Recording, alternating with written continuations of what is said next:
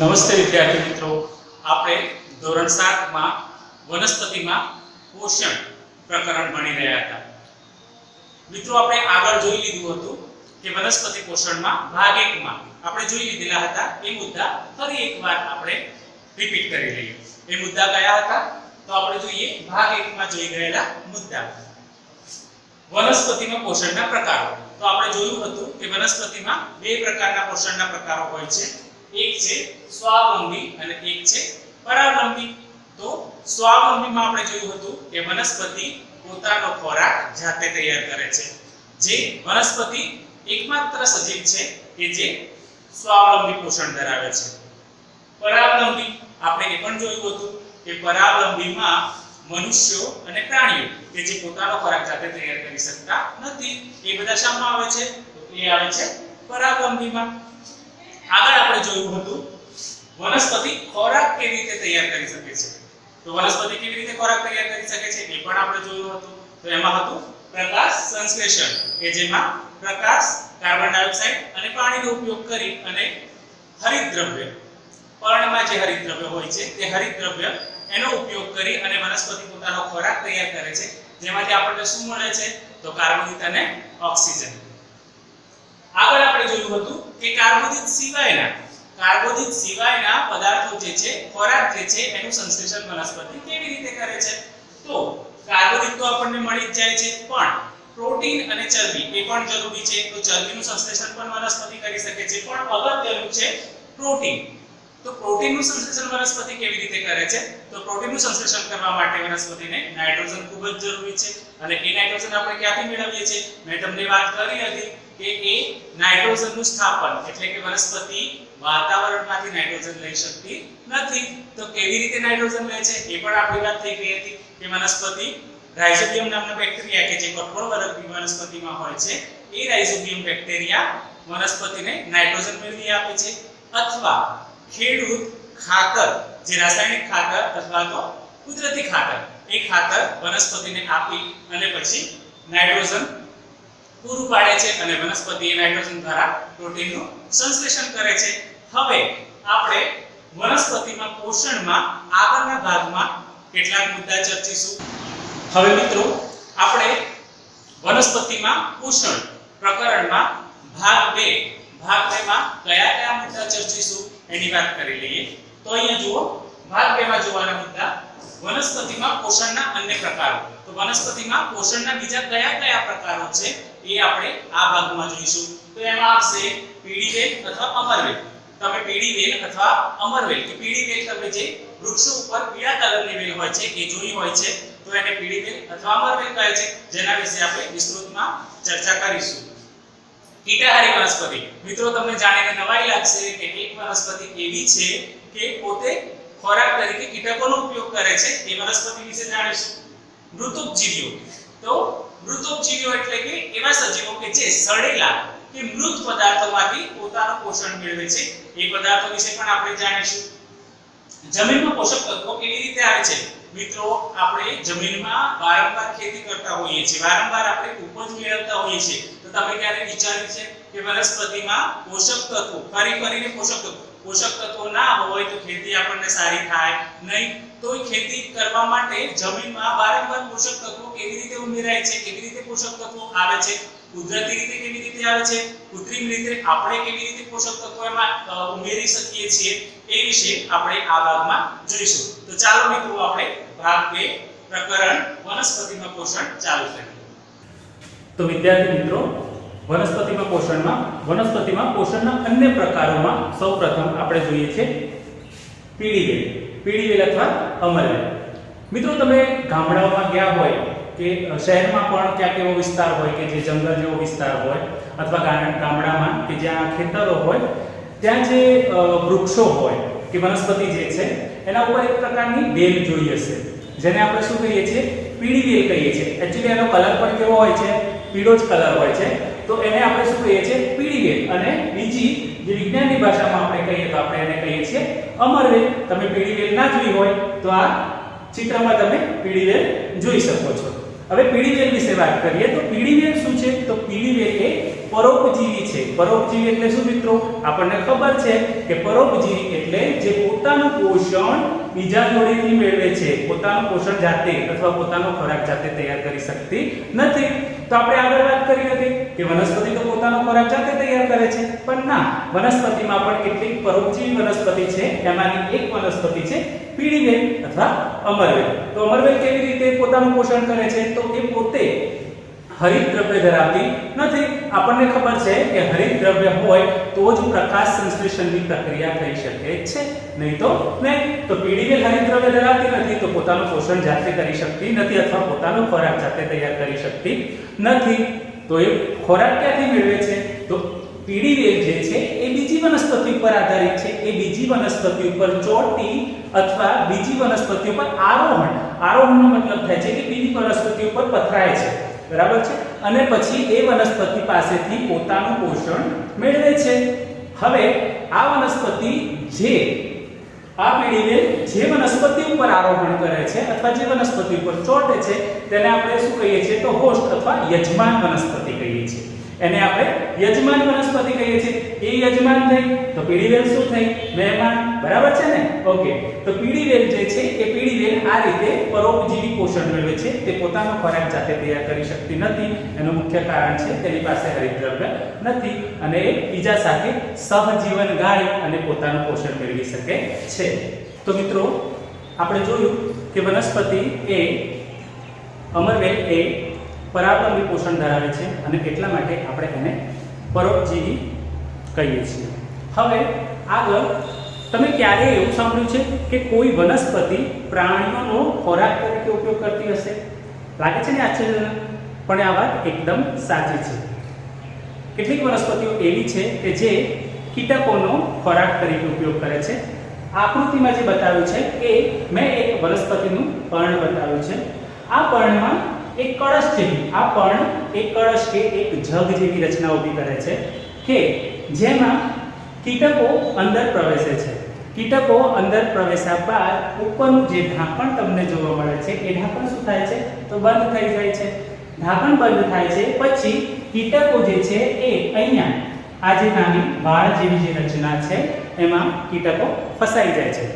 કીટકો ફસાયા બાદ આમાં પાચક ઉત્સેચકો કે જે પાચનમાં મદદરૂપ છે એ પાચક ઉત્સેચકો અહીંયા રિલીઝ એટલે કે છૂટા પડે છે અને આ કીટકમાંથી પોષણ મેળવે છે. તો મિત્રો આ રીતે કીટકો દ્વારા પોતાનું પોષણ પૂરું પાડતી હોવાથી આ વનસ્પતિને આપણે કેવી કહીશું? તો આ વનસ્પતિને આપણે કીટાહારી વનસ્પતિ. આ વનસ્પતિને આપણે કેવી વનસ્પતિ કહીશું? તો આ વનસ્પતિને આપણે કીટાહારી વનસ્પતિ કહીશું. કારણ કે એ પોષણ શામાંથી મેળવે છે? તો કીટકોમાંથી મેળવે છે. કીટકોમાંથી પોતાનું પોષણ મેળવે છે એટલા માટે આ વનસ્પતિને આપણે કીટાહારી વનસ્પતિ કહીએ છીએ. મિત્રો આપણે કીટાહારી વનસ્પતિ વિશે જાણ્યું. હવે આપણે મૃતોપજીવીઓ વિશે જાણીએ. મૃતોપજીવીઓ મિત્રો, મૃતોપ શબ્દ જેવો છે કે એ મૃત અથવા સડી ગયેલી વસ્તુમાંથી પોષણ મેળવતું હશે.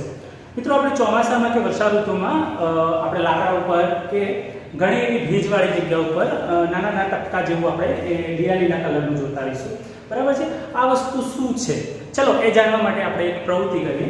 તો પ્રવૃત્તિમાં એવું છે કે તમારે બ્રેડના 2-3 ટુકડા લઈ લેવાના છે. હવે આ ટુકડાને પાણીમાં પલાળી અને પછી એક ભેજવાળી જગ્યાએ રાખવાનું છે. હવે 2-3 દિવસ પછી એનું તમારે ઓબ્ઝર્વેશન એટલે કે અવલોકન કરવાનું છે. હવે એ અવલોકન કરો છો એ દરમિયાન એમાં તમે નાના નાના ટપકા જેવું તમને કંઈક જોવા મળશે. તો આ વસ્તુ શું છે? તો આને આપણે કહીએ છીએ ફૂગ, બરાબર છે? હવે ફૂગ તમને ઘણી બધી જગ્યાએ બીજી પણ તમે જોયું હશે કે લાકડા ઉપર અને એ રીતે તમને ચોમાસામાં જોવા મળે છે. તો આ ફૂગ કેવી પ્રકારનું પોષણ મેળવે છે? ફૂગ એ પોષણ ક્યાંથી મેળવ્યું? તો આપણે જે બ્રેડ મૂકેલી હતી એ બ્રેડમાંથી એને પોષણ મેળવ્યું. તો આપણે એને કેવું પોષણ કહીશું? તો કે મૃતોપજીવી પોષણ એને કહીશું. મિત્રો તમે ચોમાસામાં દરેક જગ્યાએ લગભગ ફૂગ જોયેલી જ હોય છે. હવે આ ફૂગ જે છે એ ફૂગ ઘણું બધું નુકસાન કરે છે. સામાન્ય રીતે સામાન્ય વાતાવરણમાં પણ હવામાં ફૂગના રજકણો જોવા મળે જ છે, પણ જ્યારે આ ફૂગને વાતાવરણ, કેવું વાતાવરણ, તો એકદમ ભેજવાળું જ્યારે વાતાવરણ આને મળે છે ત્યારે એ ફૂગ શું થાય છે, અંકુરિત થાય છે. અંકુરિત એટલે શું કરે છે, પોતાનો વિકાસ કરે છે. તો મિત્રો તમે હવે કહી શકો કે જ્યારે આપણે કોઈ પણ વસ્તુને ફૂગથી બગડતી અથવા સડતી બચાવવી હોય તો આપણે એને શું કરવાનું, તમે સમજાવી શકો. કેમ કે ફૂગ ક્યારે અંકુરિત થાય છે, ચોમાસામાં અથવા તો ભેજવાળા વાતાવરણમાં. તો જો તમારે એ વસ્તુનો બચાવ કરવો હોય, તમારી વસ્તુઓને બચાવવી હોય, ફૂગથી રક્ષણ કરવું હોય તો તમારે આવી બધી વસ્તુઓ ભેજવાળી જગ્યાએ મૂકવી જોઈએ નહીં. મિત્રો આપણે આગળ સહજીવનની ચર્ચા કરી હતી કે કોઈ પણ બે સજીવો એકબીજા ઉપર આધારિત રહી અને પોતાનું જીવન ગાળે છે. તો ફૂગ પણ એમાંનું જ એક ઉદાહરણ છે. ફૂગ પોતે જે છે એ વનસ્પતિ ઉપર અથવા તો વનસ્પતિના મૂળ પર રહે છે. એ પોતે ત્યાં વસવાટ કરે છે અને એ મૂળને પાણી અને પોષક તત્વો આપે છે. બદલામાં મૂળ અથવા વનસ્પતિ જે છે એ ફૂગને ખોરાક આપે છે. લાઇકેન જેવી વનસ્પતિઓ જે છે એમાં લીલ અને ફૂગ એ બંને એક સાથે જ જીવન ગાળે છે. લીલ જે છે એ હરિતદ્રવ્ય ધરાવે છે એટલે લીલ પોતાનો ખોરાક જાતે તૈયાર કરે છે, જ્યારે ફૂગ પોતાનો ખોરાક જાતે તૈયાર કરી શકતી નથી. પણ ફૂગ શું કરે છે, તો ફૂગ જે છે એ લીલને શું આપે છે, તો વસવાટ આપે છે, પાણી આપે છે અને ખનિજ તત્વો આપે છે. એના બદલામાં લીલ હરિતદ્રવ્ય ધરાવે છે, પોતાનો ખોરાક જાતે તૈયાર કરે છે. તો લીલ શું કરે છે, લીલ ફૂગને શું આપે છે, ખોરાક આપે છે. તો આ રીતે બંને એકબીજા ઉપર ડિપેન્ડ અથવા બંને એકબીજા ઉપર આધાર રાખી, ગુજરાતીમાં એનો સરસ શબ્દ છે એનો સહભાગિતા, એને શું કહેવાય, સહભાગિતા. તો આ રીતે સહભાગિતાથી ફૂગ અને લીલ એકબીજા ઉપર આધાર રાખી અને પોતાનું પોષણ અને ખોરાક મેળવે છે. હવે મિત્રો આપણે આગળ જોઈએ જમીનમાં પોષક તત્વો કેવી રીતે આવે છે. તો તમે ક્યારે ખેડૂત જે છે એ ખેડૂતને છાણિયું ખાતર કે રાસાયણિક ખાતર ખેતરમાં નાખતા જોયું હશે, બરાબર છે. તો આ વસ્તુની જરૂર શું કામ પડી, તો શું કામ પડી, તો આપણે જ્યારે પણ ખેતરમાં કે જમીન પર કોઈ પણ વસ્તુનો પાક લઈએ છીએ તો દિવસે દિવસે જેમ પાક લઈએ છીએ તેમ જમીનમાં એના પોષક તત્વો શું થાય છે, નાશ પામે છે અથવા તો ઘટી જાય છે. તો આ જે પોષક તત્વો છે એ નાશ પામે છે તો ફરી એ પોષક તત્વો આપણે જમીનમાં એનો ઉમેરો થવો જોઈએ, ખરું ને. તો એ કેવી રીતે ઉમેરો થશે, તો જમીનમાં પોષક તત્વો કેવી રીતે આવે છે. તો સૌપ્રથમ આપણે જોઈ લીધું કે જ્યારે ખેડૂત જે છે એ રાસાયણિક ખાતરો કે છાણિયું ખાતર જમીનમાં નાખે છે. હવે રાસાયણિક ખાતર કે છાણિયા ખાતરમાં શું છે, તો નાઇટ્રોજન, પોટેશિયમ અને ફોસ્ફરસ એ મુખ્ય રહેલા છે. તો જમીનમાં એ રીતે આપણે ફરીથી પોષક તત્વોનો ઉમેરો કરી શકીએ છીએ. ચાલો, એ વાત સાચી છે કે સૌથી વધારે જમીનમાં કોઈ પોષક તત્વની જરૂર પડતી હોય તો એ છે નાઇટ્રોજન. હવે આપણે આગળ વાત કરી હતી કે નાઇટ્રોજન જે છે એ વાતાવરણમાં તો પુષ્કળ પ્રમાણમાં છે પણ જમીનમાં એ સીધો ઓગળી શકતો નથી. તો હવે નાઇટ્રોજનને જમીનમાં લાવવા માટે શું કરીશું? મિત્રો જો તમને યાદ હોય તો આપણે આગળ આ પણ ચર્ચા કરી લીધી છે કે રાઇઝોબિયમ નામના જે બેક્ટેરિયા છે એ બેક્ટેરિયા વાતાવરણમાં નાઇટ્રોજન જે છે એ નાઇટ્રોજનને પોતાની અંદર શોષી શકે છે અને જમીન એને ઉપયોગમાં લઈ શકે એવો બનાવી શકે છે. તો રાઇઝોબિયમ બેક્ટેરિયા આપણે ક્યાંથી લાવવા?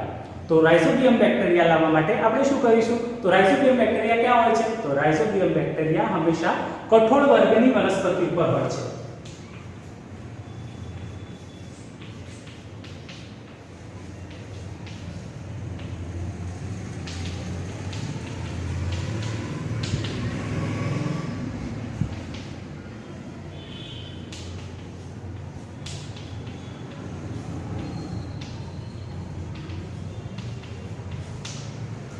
રાઇઝોબિયમ બેક્ટેરિયા કઠોળ વર્ગની વનસ્પતિના મૂળ ઉપર જોવા મળે છે. તો કઠોળ વર્ગની વનસ્પતિ જ્યારે આપણે વાવીએ છીએ ત્યારે રાઇઝોબિયમ બેક્ટેરિયા તેના મૂળ પર વસવાટ કરે છે. હવે એના મૂળ પર વસવાટ કરી અને એ વાતાવરણમાંનો નાઇટ્રોજન છે એ નાઇટ્રોજન પોતે ગ્રહણ કરે છે અને એ નાઇટ્રોજન ક્યાં ભળે છે? તો કઠોળ વર્ગની એ નાઇટ્રોજન મેળવે છે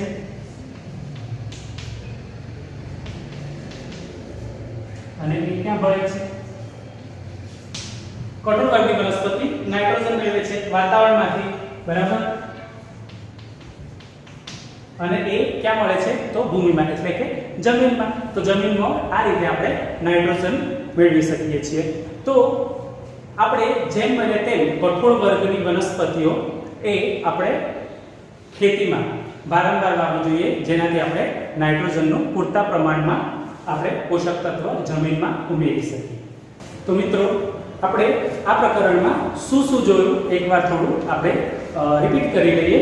સૌપ્રથમ આપણે વનસ્પતિમાં પોષણના પ્રકાર જોયા, જેમાં આપણે જોયું કે વનસ્પતિ પોતે કેવી છે, સ્વયંપોષી છે, જ્યારે પ્રાણીઓ અન્ય પ્રાણીઓ છે એ કેવું છે, તો એ પરપોષી છે. પ્રકાશ સંશ્લેષણની ઘટના જોઈ કે જે સૂર્યપ્રકાશની હાજરીમાં આપણે કાર્બન ડાયોક્સાઇડનો ઉપયોગ કરીએ છીએ અને પાણીનો ઉપયોગ કરીએ છીએ અને આપણને શું મળે છે, તો કાર્બોદિત અને ઓક્સિજન મળે છે. પ્રકાશ સંશ્લેષણની ક્રિયા ક્યાં થાય છે, તો એ પર્ણમાં થાય છે. પર્ણમાં કેવી રીતે, તો પર્ણમાં મુખ્ય તત્વ કયું આપણે જોયું હતું, તો એ હતું હરિતદ્રવ્ય. પોષણના અન્ય પ્રકારો છે, તો પોષણના અન્ય પ્રકારોમાં આપણે જોયું હતું કે અમરવેલ. અમરવેલ જે છે એ કેવું છે, પરોપજીવી. અમરવેલ પોતે પરોપજીવી છે અને એ રીતે એ પોષણ મેળવે છે. એક બીજું જોયું હતું કે જે વનસ્પતિ હતી, પણ વનસ્પતિ પ્રાણીઓનો ખોરાક તરીકે ઉપયોગ કરતી હતી અને એ પ્રાણીઓ કીટાહારી વનસ્પતિ તરીકે આપણે એને ઓળખી હતી. આગળ મૃતોપજીવી વિશે આપણે જાણ્યું હતું કે જેમાં ફૂગ, જેમાં આપણે જોયું હતું કે ફૂગ પોતાનું પોષણ કેવી રીતે મેળવે છે. આગળ આપણે જોયું હતું કે જમીનમાં પોષક તત્વો કેવી રીતે આવે છે. તો આપણે જોયું હતું કે ખાતર ઉમેરવાથી આપણે પોષક તત્વો મેળવી શકીએ છીએ, પણ મુખ્ય અંશ આપણો કયો હતો પોષક તત્વોમાં, તો નાઇટ્રોજન હતો. અને નાઇટ્રોજન આપણે કેવી રીતે મેળવી શકીએ છીએ, તો રાઇઝોબિયમ બેક્ટેરિયાથી. તો રાઇઝોબિયમ બેક્ટેરિયા ક્યાં હોય છે, તો એ કઠોળ વર્ગની વનસ્પતિના મૂળમાં હોય છે. કઠોળ વર્ગની વનસ્પતિના મૂળમાં એ પોતે વાતાવરણનું નાઇટ્રોજન જમીનમાં ભેળવી આપે છે અને એ રીતે આપણે એને ઉપયોગ કરીએ છીએ. મિત્રો, આશા રાખું તમને વનસ્પતિમાં પોષણ પ્રકરણમાં સમજ પડી હશે અને આપના કોઈ પ્રશ્નો હોય અને કોઈ પણ સમસ્યા હોય તો આપ કાર્ય છે. Thank you. મિત્રો, આવા જ વધુ વિડીયો